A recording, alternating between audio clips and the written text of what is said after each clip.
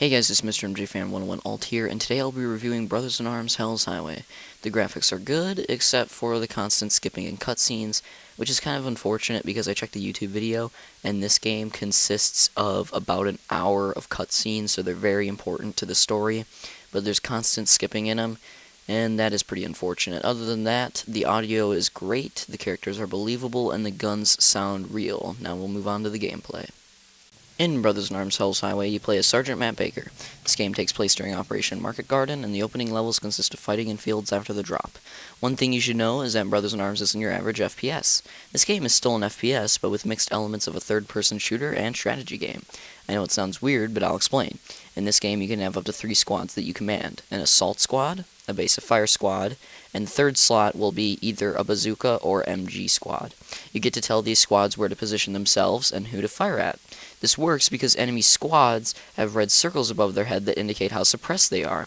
If the circles have red in them, they aren't suppressed and are firing furiously at you.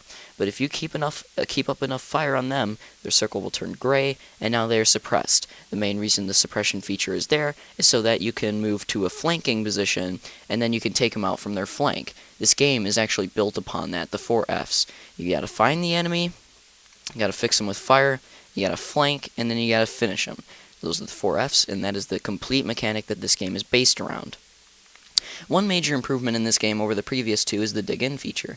In the previous games, you would see your squad mates go around and take cover behind different barrels or sides of walls, and you realize that this game really needs a cover system, like some games don't.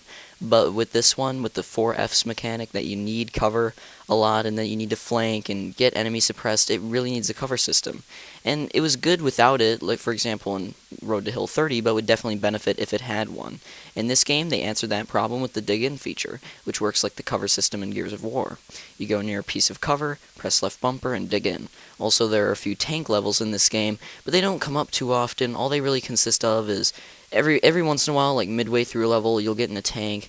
Basically, you're commanding the MG guy and the main cannon at the same time, and if the MG guy gets fired at, there's a button that you can press, left bumper I believe, that'll lower the hatch and get him in the tank so he doesn't die, and then you pop back out every once in a while and shoot the enemy. The tank levels, also the tank does have health, so eventually if other tanks keep shooting the tank, it will eventually blow up.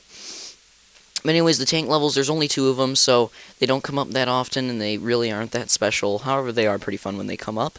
Anyways, let's talk about the story. The story is a huge part of Brothers in Arms. This game is so old that I will go into some spoilers. This game consists of Baker seeing items that remind him of his days in Normandy. For example, in one of the first levels, he sees a pair of glasses that looked like the glasses that one of his old privates, Leggett, used to wear. And Leggett eventually dies, and I'll get into that in a second. It eventually comes to the point where he hallucinates, and Leggett haunts him in these hallucinations.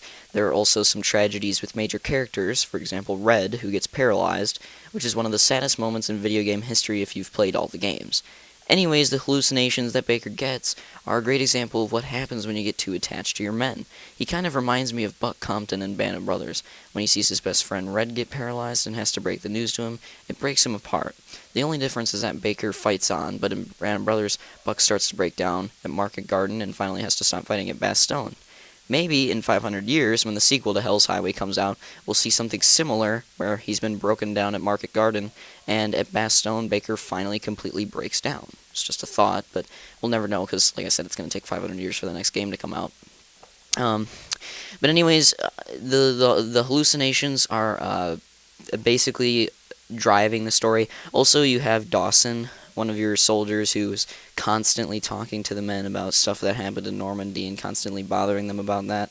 And the pistol that Baker holds that he got from his dad is also a main centerpiece of the story, because everybody that ever held it died except for Baker at this point. So that's the thing that Dawson keeps clinging to. He keeps clinging to that pistol.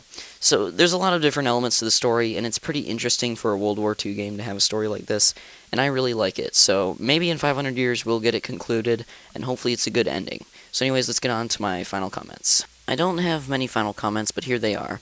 A quick mention is that if you want a challenging video game, play this on authentic difficulty, which takes away your HUD and lowers you and your squad mates' health. It can prove to be really challenging at times, and it is really fun. Another quick mention, the soundtrack in this game is amazing. It really only comes up in the cutscenes or in the main menu, but when the music plays, it is great. Like I said, it usually does not play during combat because this game likes to cling to realism, so usually doesn't play, but when it does, it's really nice and effective. Another quick mention is that I've heard this mentioned in some other reviews, that Baker goes solo in some of the missions, and that's kind of unrealistic. And I've thought about it a little bit, and I can understand where they're coming from, that it is a little unrealistic.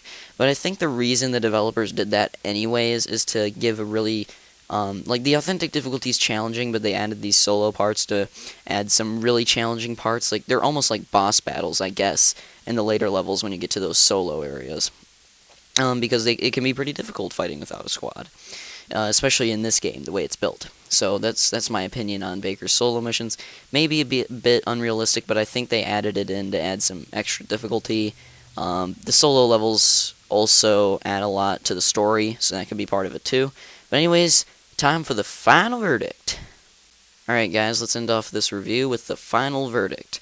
I give Brothers in Arms Hell's Highway a 9.25. Is an extremely fun game, especially on authentic difficulty, and has some replay value if you play from the lowest difficulty up. I definitely can't wait for the next game, but who knows when it'll come out. I'm not even going to waste your time again getting into that, so see you guys next time.